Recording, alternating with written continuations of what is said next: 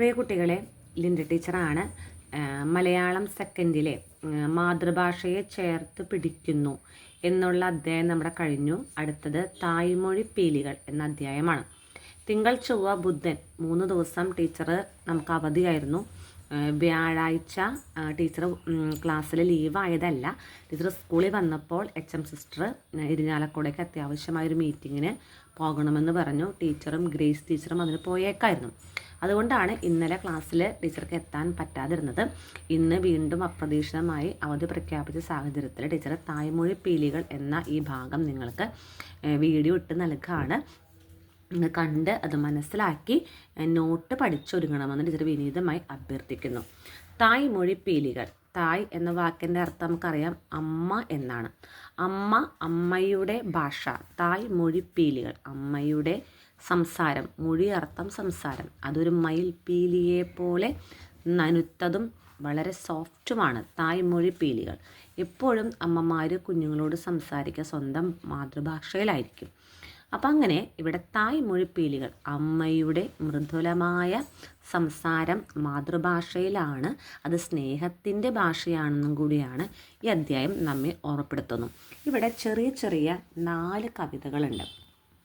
ഇതിൽ മാതൃഭാഷയെക്കുറിച്ച് 4 വ്യക്തികൾ പറയുന്ന കാര്യങ്ങളാണ് ഈ ചെറിയ ചെറിയ 4 കഷ്ണം കവിതകളിലായി കൊടുത്തിരിക്കുന്നത്.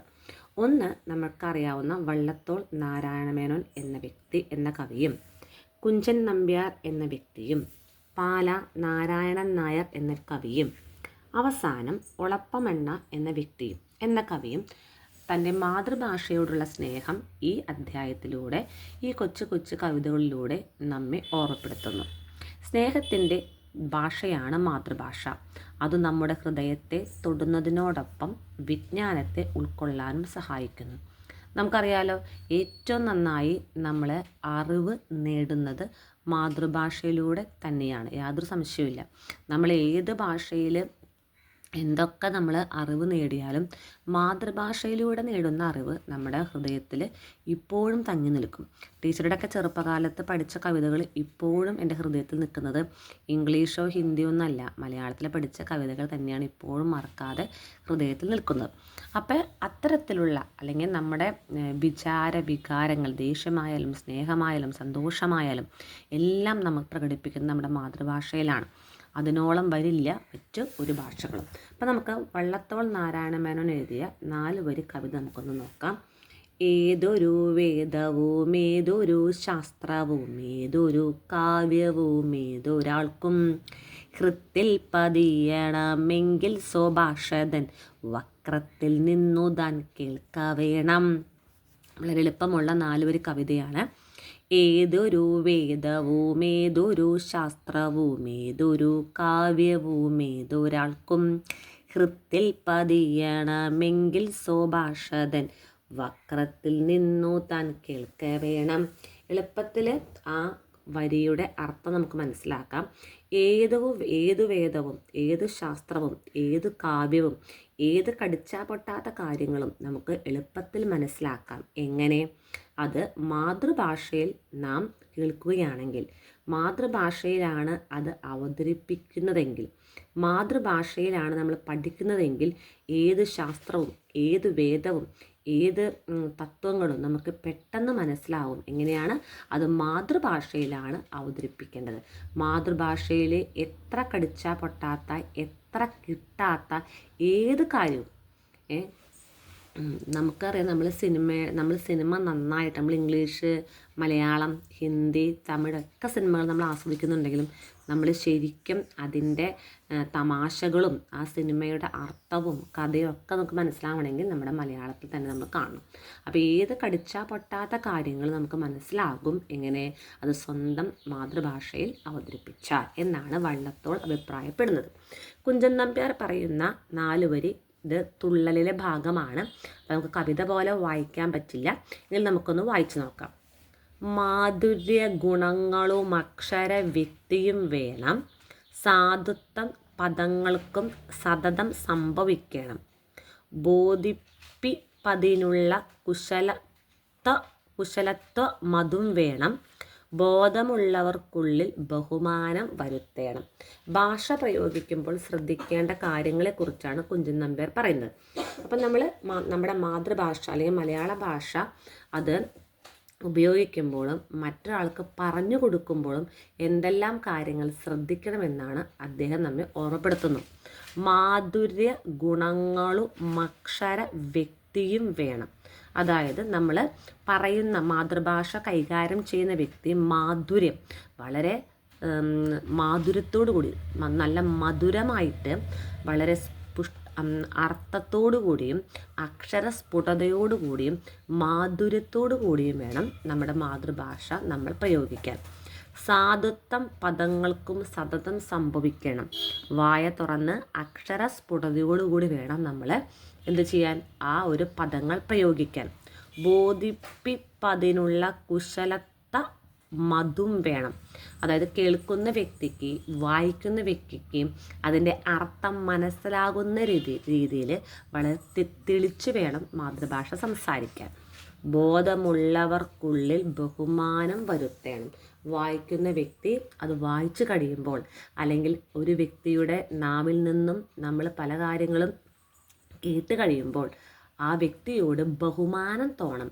ആ രീതിയിൽ വളരെ മാധുര്യമായി അക്ഷരസ്ഫുടതയോടുകൂടി നിർത്തി വളരെ ബഹുമാനപൂർവ്വം വേണം നമ്മൾ മാതൃഭാഷ ഉപയോഗിക്കാൻ, കൈകാര്യം ചെയ്യാൻ എന്നാണ് കുഞ്ചൻ നമ്പ്യാർ ഈ 4 വരി കവിതയിലൂടെ നമ്മെ ഓർമ്മപ്പെടുത്തുന്നു. അടുത്തതായിട്ട് കുട്ടിക്കാലത്ത് ഭാഷ എഴുതി പഠിക്കാൻ പോയ അനുഭവം ഓർത്തെടുക്കുകയാണ് പാല നാരായണൻ നായർ. തൻ്റെ സ്കൂൾ ജീവിതം, തൻ്റെ വിദ്യാഭ്യാസ കാലഘട്ടം, അതായത് LP ക്ലാസ്സിലേക്ക് അക്ഷരം വർഷങ്ങൾക്ക് മുമ്പ് തൻ്റെ വിദ്യാലയത്തിലേക്ക് താൻ പോയപ്പോൾ താൻ അനുഭവിച്ച നല്ല ഓർമ്മകൾ നിങ്ങളുമായി പങ്കുവയ്ക്കുകയാണ് പാല നാരായണൻ നായർ. ഇന്നും ഓർമ്മയിൽ തങ്ങി നിൽക്കുന്നു ബാല്യത്തിൻ്റെ കിന്നരിത്തലപ്പാവ് ചൂടിയ കിനാവുകൾ. ഹരിശ്രീ കുറിക്കുവാൻ പള്ളിമേടയിലേക്ക് വരവും പോക്കും വഴിതെറ്റിയ നേരം പോക്കും. അക്ഷരം വരഞ്ഞെന്നും തേയുന്ന വിരൽ തുമ്പും കഷത്തിലിടുക്കിയ തടക്കും വാറോലയും. ഇടവപ്പേമാരിയെ തടയാൻ പനയോലക്കുടയും കുചേലൻ്റെ കുട്ടികളായി ഞങ്ങൾ. ഇന്നും ഓർമ്മയിൽ തങ്ങി നിൽക്കുന്നു ബാല്യത്തിൻ്റെ കിന്നരിത്തലപ്പാവ് ചൂടിയ കിനാവുകൾ. വലുതായിട്ടും ആദ്യമായി അക്ഷരം പഠിക്കാനായി വിദ്യാലയത്തിലേക്ക് പോയ തൻ്റെ ബാല്യകാലം ഓർക്കുകയാണ് പാല നാരായണൻ നായർ. ഹരിശ്രീ കുറിക്കുവാൻ പള്ളിമേടയിലേക്ക് വരവും പോക്കും വഴിതെറ്റിയ നേരം പോക്കും. തൻ്റെ വിദ്യാലയത്തിലേക്ക് ഓടിക്കേറിയ ആ വരവും അതുപോലെ തന്നെ അവധി സമയത്തും ഒഴിവ് സമയത്തും നേരം പോക്കായി കളിച്ച കളികളുമൊക്കെ അദ്ദേഹം ഇപ്പോഴും ഓർക്കുന്നു. അക്ഷരം വരഞ്ഞെന്നും തേയുന്ന വിരൽ തുമ്പും കഷത്തിലടുക്കിയ തടുക്കും വാറോലയും. നമ്മളെ പോലെ ആദ്യകാലങ്ങളിൽ അക്ഷരം എഴുതി പഠിച്ചത്, ടീച്ചറൊക്കെ എഴുതി പഠിച്ചത് സ്ലേറ്റിലാണ്, സ്ലേറ്റും പെൻസിലും ഉപയോഗിച്ചാണ്. ഇന്നത്തെ കുട്ടികൾക്ക് നിങ്ങൾ സ്ലേറ്റും പെൻസിലും ഉപയോഗിക്കുന്നതേ ഇല്ല. പക്ഷേ ടീച്ചർ സ്ലേറ്റും പെൻസിലും ഉപയോഗിച്ചിരുന്ന കാലത്തിന് മുമ്പ് ടീച്ചറുടെ മാതാപിതാക്കൾ മണലിൽ കൈവച്ച്, അതാണ് ഇവിടെയും പാല നാരായണൻ നായർ പറയുന്നത്, അക്ഷരം വരഞ്ഞെന്നും തേയുന്ന വിരൽ തുമ്പ്. അതായത് അക്ഷരം എഴുതി പഠിച്ചത് മണലിലാണ്. അതുകൊണ്ട് മണലിൽ അക്ഷരങ്ങൾ എഴുതി പഠിച്ച് തൻ്റെ വിരൽ തുമ്പ് തേഞ്ഞു പോയ ആ നല്ല അത്രയും ആഴത്തിലാണ് അവർ മാതൃഭാഷ പഠിക്കുന്നത്. മണലിൽ എന്താ പറയുക, അക്ഷരങ്ങൾ എഴുതി തൻ്റെ വിരൽ തുമ്പ് തേയുന്ന രീതിയിലാണ് അന്ന് ഗുരുക്കന്മാർ കുട്ടികളെ മലയാള ഭാഷ പഠിപ്പിച്ചിരുന്നത്. അപ്പം അത് മണലിലാണ് എഴുതുന്നതെങ്കിലും അത് മനസ്സിൽ അവിടെ എന്നും പതിഞ്ഞു കിടക്കും. അത്രയും പറയുക ഉറപ്പോടുകൂടിയാണ് മണൽ എഴുതി പഠിച്ചാൽ. അപ്പം അന്ന് താൻ മണൽ എഴുതി പഠിച്ച് തേഞ്ഞ തൻ്റെ വിരൽ തുമ്പും കക്ഷത്തിലടുക്കിയ തടക്കും വാറോലയും ഇടവപ്പേമാരിയെ തടയാൻ പനയോലക്കുടയും. അതായത് അന്ന് ബാഗോ സഞ്ചിയൊന്നുമില്ല, കുറച്ച് പുസ്തകങ്ങളും പിന്നെ വാറോല, അന്ന് മറ്റേ താളിയോലകളാണ്, അല്ലാതെ പേപ്പറും സ്ലേറ്റും ഒന്നുമില്ല. അപ്പം ഉള്ള പുസ്തകവും വാറോലയും തടുക്കുമൊക്കെ കഷത്തിലടുക്കി പിടിച്ച് മഴക്കാലത്ത് മഴയെ തടയാൻ ഒരു പനയോലയുണ്ട്. ആ പനയോലയും എടുത്തുകൊണ്ട് സ്കൂളിലേക്ക് പോയ ആ നല്ല കാലം പാലാ നാരായണൻ നായർ നിങ്ങളുമായി പങ്കുവെക്കുന്നു. അദ്ദേഹം അങ്ങനെ മണലിൽ എഴുതി പഠിച്ച ആ മാതൃഭാഷയോടുള്ള സ്നേഹമായിരിക്കാം പിന്നീട് അദ്ദേഹത്തെ ഇതുപോലെ പ്രശസ്തനായ ഒരു കവിയാക്കി മാറ്റിയത്. ഇന്നും ഓർമ്മയിൽ തങ്ങി നിൽക്കുന്നു ബാല്യത്തിൻ്റെ കിന്നരിത്തലപ്പാവ് ചൂടിയ കിനാവുകൾ. ഹരിശ്രീ കുറിക്കുവാൻ പള്ളിമേടയിലേക്ക് വരവും പോക്കും വഴിതെറ്റിയ നേരം പോക്കും. അക്ഷരം വരഞ്ഞെന്നും തേയുന്ന വിരൽ തുമ്പും കക്ഷത്തിലടുക്കിയ തടുക്കും വാറോലയും. ഇടവപ്പേമാരിയെ തടയാൻ പനയോല കുടയും കുചേലൻ്റെ കുട്ടികളായി ഞങ്ങൾ. അടുത്തതായി ഒളപ്പമണ്ണ തൻ്റെ വീട്ടിൽ വന്ന തത്തയെ പഞ്ചവർണ്ണ കിളിയെ തൻ്റെ വീട്ടിൽ വന്ന പഞ്ചവർണ്ണ കിളിയെ മലയാള ഭാഷയോട് ചേർത്ത് വയ്ക്കുന്നത്. തൻ്റെ വീട്ടിൽ വന്ന തത്തയെ മലയാള ഭാഷയെ തത്തയോട് ഉപമിച്ച് അദ്ദേഹം പറയുന്ന ഏതാനും കുറച്ച് വരികളാണ് അടുത്തത്. കവിതേ പച്ച നിറമുള്ള നീ മഴവില്ലിൻ കഴുത്തുമായിട്ടൊറ്റയ്ക്കിവിടെ പറന്നെത്തി. കാഞ്ഞിരക്കൊമ്പത്തത്രേ വന്നിരുന്നതു കിളി കാരുണ്യമാമൃത ഗംഗ ചോരുന്ന കണ്ടത്തോടെ. ആ കഴുത്തിലെ നാനാവർണ്ണവും നറുനീരിനുൾക്കുളിരൊലിയും ചേർന്നുമീ മലയാളം. മധുരിക്കുന്നു പച്ചക്കിളി നിൻ കൊക്കാഴ്ത്തുന്ന മലരും കനിയുമുൾത്തേനുമീ മലയാളം. മലയാള ഭാഷ കിളികളിലെ ഏറ്റവും മനോഹരമായ പക്ഷികളിൽ ഒന്നാണ്. മയിൽ കാണാൻ ഭംഗിയുണ്ട്, തത്തയും കാണാൻ ഭംഗിയുണ്ട്. പക്ഷേ നമ്മൾക്ക് എപ്പോഴും നമ്മുടെ വീട്ടിലെത്തുന്ന കാണാൻ ഭംഗിയുള്ള സുന്ദരി പക്ഷിയാണ് തത്ത. മയിൽ നമുക്ക് എപ്പോഴും കാണാൻ അവസരം കിട്ടാറില്ല. അതുകൊണ്ട് മലയാള ഭാഷയെ തത്തയോടാണ് ഒളപ്പമണ്ണ എന്ന വിശ്വപ്രസിദ്ധനായ കവി ഉപമിച്ചിരിക്കുന്നത്. കവിതേ പച്ച നിറമുള്ള നീ മഴവില്ലിൻ കഴുത്തുമായിട്ടൊറ്റയ്ക്കിവിടെ പറന്നെത്തി. തത്തയുടെ പച്ചക്കഴുത്തുമായിട്ടാണ് കഴുത്തുമായി നിൽക്കുന്ന കവിതേനെ തത്തയുടെ പച്ചക്കഴുത്തിനോട് ഉപമിച്ചിരിക്കുകയാണ്. ഇവിടെ ഒറ്റയ്ക്ക് നീ പറന്നെത്തി. കാഞ്ഞിരക്കൊമ്പത്രേ വന്നിരുന്നതു കിളി കാരുണ്യമൃത ഗംഗ ചോരുന്ന കണ്ടത്തോടെ. ഇരിക്കുന്നത് കവിത വളരെ കാഞ്ഞിരെന്ന് വെച്ചിട്ടുണ്ടെങ്കിൽ കയ്പുള്ളൊരു വൃക്ഷമാണ്. അതുപോലെ പല കവിതകളും കടിച്ചാൽ പൊട്ടാത്ത കവിതകളായി നമുക്ക് തോന്നും. പക്ഷേ കാരുണ്യമൃത ഗംഗ ചോരുന്ന കണ്ടത്തോടെ, പക്ഷെ വായിച്ചു മനസ്സിലാക്കുമ്പോൾ വളരെ കാരുണ്യം തോന്നുന്ന അല്ലെങ്കിൽ വളരെ എളുപ്പത്തിൽ മനസ്സിലാക്കാൻ കഴിയുന്ന കവിതയായിട്ടായിരിക്കും അത് പിന്നീട് മാറുക. അതായത്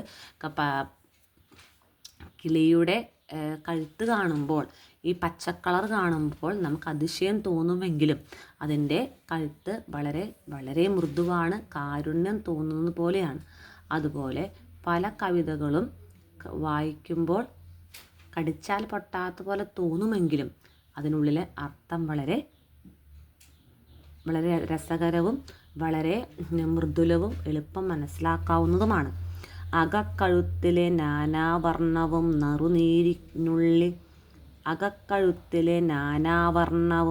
നറുനീരിനുൾക്കുളിരൊലിയും ചേർന്നുമീ മലയാളം മധുരിക്കുന്നു.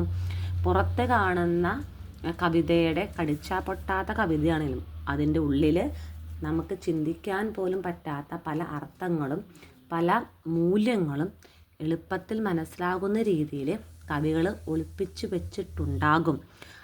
അതും അങ്ങനെ നിർത്തി വായിക്കുമ്പോഴാണ് മലയാളം മധുരമേറുന്നത്. പച്ചക്കിളി നിൻ കൊക്കാഴ്ത്തുന്ന മലരും കനിയുമുൾത്തേനുമീ മലയാളം. നമ്മുടെ മാതൃഭാഷയായ മലയാളം കവിതകൾ വായിക്കുമ്പോൾ ചിലപ്പോൾ കടിച്ചാൽ പൊട്ടാത്ത വാക്കുകളാണെങ്കിലും അതിൻ്റെ ഉള്ളിൽ ഒളിഞ്ഞു കിടക്കുന്ന അർത്ഥം വളരെ മനോഹരവും വളരെ ആസ്വാദകരവുമാണെന്നാണ് ഒളപ്പമണ്ണ നമ്മെ ഓർമ്മപ്പെടുത്തുന്നു. അങ്ങനെ 4 ചെറിയ കവിതാഭാഗങ്ങളിലൂടെ 4 കവിതകൾ മാതൃഭാഷയോടുള്ള സ്നേഹം നമ്മെ വെളിവാക്കുന്നു. ഈ ഒരു അധ്യായത്തിന് ശേഷം പേജ് മറയ്ക്കുമ്പോൾ മാതൃഭാഷയും പരിസ്ഥിതിയും, നമ്മുടെ മാതൃഭാഷയും മലയാളവും പരിസ്ഥിതിയും തമ്മിൽ എങ്ങനെയാണ് ചേർന്ന് കിടക്കുന്നത് എന്നൊരു കൊച്ചു ഭാഗം കൂടിയും ഇവിടെയുണ്ട്. നമുക്കത് നോക്കാം. മാതൃഭാഷയും മറ്റു ഭാഷകളും തമ്മിൽ പ്രവർത്തനത്തിൽ വലിയ അന്തരമുണ്ട്. മാതൃഭാഷ ഒരു ആവാസ വ്യവസ്ഥ കൂടിയാണ്. മാതൃഭാഷയിലൂടെയാണ് ഏതൊരാൾക്കും ഒരു പരിസര ജീവിതം ഉണ്ടാകുന്നത്. ഒരാളുടെ പരിസ്ഥിതി ബോധം നിലനിൽക്കുന്നതും പ്രവർത്തിക്കുന്നതും അയാളുടെ മാതൃഭാഷ പദസമൂഹത്തിലൂടെയാണ്. തെങ്ങ് എന്ന വൃക്ഷത്തെ എടുക്കുക. തെങ്ങുമായി ബന്ധപ്പെട്ട് വിപുലമായ ഒരു പദകോശം മലയാളത്തിലുണ്ട്. തെങ്ങ്, ഓല, പട്ട, ഈർക്കിൾ, കൊതുമ്പ്, കോഞ്ഞാട്ട, വെള്ളയ്ക്ക, കരിക്ക്, ഇളനീർ, പൊങ്ങ്, കൊപ്ര, വെളിച്ചെണ്ണ, ചിരട്ട, ചകിരി, മടൽ എന്നിങ്ങനെ നീണ്ടുപോകുന്നു ആ പദസമൂഹം. ഈ വാക്കുകൾക്ക് തുല്യമായി ഒരു പദസമൂഹം അന്യഭാഷയിൽ ഉണ്ടാകണമെന്നില്ല. ഉണ്ടെങ്കിൽ തന്നെ അവ പ്രയോഗിക്കാൻ ഒരു അവസരവുമില്ല. ഇപ്പം തെങ്ങ് നമ്മുടെ സംസ്ഥാന വൃക്ഷമാണ്. ഈ നമ്മൾ സ്ഥിരം കാണുന്ന കേരളത്തിൽ ഏറ്റവും കൂടുതലുള്ള വൃക്ഷമാണ് തെങ്ങ്. ആ തെങ്ങുമായി ബന്ധപ്പെട്ട എത്ര വാക്കുകൾ നമ്മൾ പഠിച്ചു. തെങ്ങ്, ഓല, പട്ട, ഈർക്കിൾ, കൊതുമ്പ്, കോഞ്ഞാട്ട, വെള്ളയ്ക്ക, കരിക്ക്, ഇളനീർ, പൊങ്ങ്, കൊപ്ര, വെളിച്ചെണ്ണ. അപ്പം തെങ്ങ് എന്നൊരു പദം നോക്കിയാൽ നമുക്ക് 10-15 വാക്കുകൾ ആ ഇനത്തിൽ നമുക്ക് പഠിക്കാൻ കഴിയും. ഇത്ര മനോഹരമായൊരു പദസമൂഹം, പദസമ്പത്ത് മറ്റൊരു ഭാഷയിൽ ഇല്ല എന്ന് തന്നെ നമുക്ക് പറയാം. നമ്മുടെ വീടിൻ്റെ പരിസരങ്ങളിൽ ധാരാളം ഔഷധ സസ്യങ്ങളുണ്ട്. പഴമക്കാർക്ക് അവയുടെ പേരും പ്രയോഗവും പരിചയവും ഉണ്ടായിരുന്നു. പേരും സസ്യവും തമ്മിൽ ബന്ധിപ്പിക്കാനുള്ള അറിവ് ഇല്ലാതാകുന്നതോടെ ആ സസ്യം തന്നെ അവഗണനയിലേക്ക് പോകുന്നു. പേരും ഔഷധ ഗുണവും അറിയാത്തത് കൊണ്ടാണ് നമ്മുടെ ചുറ്റുപാടുമുള്ള ഔഷധ സസ്യങ്ങളെ നാം നശിപ്പിച്ചു കളയുന്നത്. അങ്ങനെ നമ്മുടെ പദശേഖരത്തിലെ കുറവ് പരിസ്ഥിതിയെ നേരിട്ട് തന്നെ ബാധിക്കുന്നു. നമുക്ക് ഒരുപാട് കാര്യങ്ങൾ നമ്മുടെ പ്രകൃതി നമ്മെ പഠിപ്പിക്കുന്നുണ്ട്. ഇപ്പം തെങ്ങ് എന്ന് പറഞ്ഞ ഒരു വൃക്ഷത്തിലൂടെ 10-15 വാക്കുകളാണ് നമ്മൾ പഠിച്ചത്. അതുപോലെ നമ്മുടെ മുറ്റത്തിറങ്ങിയാൽ ധാരാളം ഔഷധ ഗുണമുള്ള സസ്യങ്ങളുണ്ടാകും. തുളസി നമുക്കറിയാം, ചുമയ്ക്കും തൊണ്ടവേദനയ്ക്കും വളരെ നല്ല. അപ്പം തുളസി എന്ന വാക്ക് പഠിക്കുമ്പോൾ തന്നെ അതിൽ ഒളിഞ്ഞു കിടക്കുന്ന ഔഷധ ഗുണം കൂടി നമ്മൾ മനസ്സിലാക്കും. ആടലോടകം, അതും ചുമയ്ക്ക് നല്ലതാണ്. മുയൽ ചെവിയൻ, ചെവി സംബന്ധമായ രോഗങ്ങൾക്ക്. കറ്റാർവാഴ, ചെമ്പരത്തി, ജാതിക്ക, ഇഞ്ചി, അങ്ങനെ പോകുന്നു നമ്മുടെ പ്രകൃതിയിലുള്ള ഔഷധ സസ്യങ്ങൾ. അവയുടെ പേര് പഠിക്കുമ്പോൾ അവയോടൊപ്പം അതിൻ്റെ പ്രയോഗം, ഗുണങ്ങൾ കൂടി നമ്മൾ പഠിക്കുന്നു. അപ്പോൾ വിദ്യാലയത്തിൽ എത്തുന്നതിന് മുമ്പ് തന്നെ കുട്ടി തൻ്റെ പ്രകൃതിയെക്കുറിച്ച് മാതൃഭാഷയിലൂടെ അനേകം കാര്യങ്ങൾ പഠിക്കുന്നുണ്ട്. പ്രകൃതി നമ്മുടെ മാതൃഭാഷ തന്നെ കുട്ടിക്ക് പറഞ്ഞു കൊടുക്കുന്നുമുണ്ട്. നമ്മുടെ മനസ്സിലെ ആശയങ്ങൾ തെളിഞ്ഞു വരുന്നത് തന്നെ ഭാഷയിലൂടെയാണ്. പരിസ്ഥിതിയുടെ കാര്യത്തിലാകുമ്പോൾ ഏതെങ്കിലും ഭാഷയുമായല്ല, മാതൃഭാഷയുമായാണ് അത് ബന്ധപ്പെട്ട് നിൽക്കുന്നത്. പരിസ്ഥിതി നിലനിൽക്കുന്നത് മിക്കവാറും മാതൃഭാഷയിൽ തന്നെയാണ്. അതുകൊണ്ട് പരിസ്ഥിതി സംരക്ഷണത്തിനുള്ള ഒരു പ്രധാന മാർഗം മാതൃഭാഷയുമായുള്ള ബന്ധം ബലപ്പെടുത്തുക എന്നാണ്. പ്രകൃതിയും നമ്മുടെ മാതൃഭാഷയായ മലയാളം തമ്മിൽ ഒരു നാണയത്തിൻ്റെ ഇരുവശങ്ങൾ പോലെയാണ്. രണ്ടും പരസ്പരം ബന്ധപ്പെട്ട് കിടക്കുന്നു. പരിസ്ഥിതി അറിയണമെങ്കിൽ നാം മാതൃഭാഷ നന്നായി സംസാരിക്കുകയും കൈകാര്യം ചെയ്യുകയും വേണം. അതുപോലെ തന്നെ മാതൃഭാഷ നന്നായി സ്നേഹിക്കുന്ന, ബഹുമാനിക്കുന്നൊരു വ്യക്തിക്ക് നമ്മുടെ പ്രകൃതിയെ ബഹുമാനിക്കാനും സ്നേഹിക്കാനും കഴിയുമെന്നാണ് ഈ ഒരു കൊച്ചു ഭാഗത്തിലൂടെ ഡോക്ടർ വത്സൻ വാതുശ്ശേരി നമ്മോട് പറയുന്നത്. നോട്ടുകളെല്ലാം ഞാൻ നിങ്ങൾക്ക് നൽകിയിട്ടുണ്ട്. അപ്പോൾ ഈ ഒരു വീഡിയോ എല്ലാവരും ഇന്ന് തന്നെ കണ്ട് മനസ്സിലാക്കുക.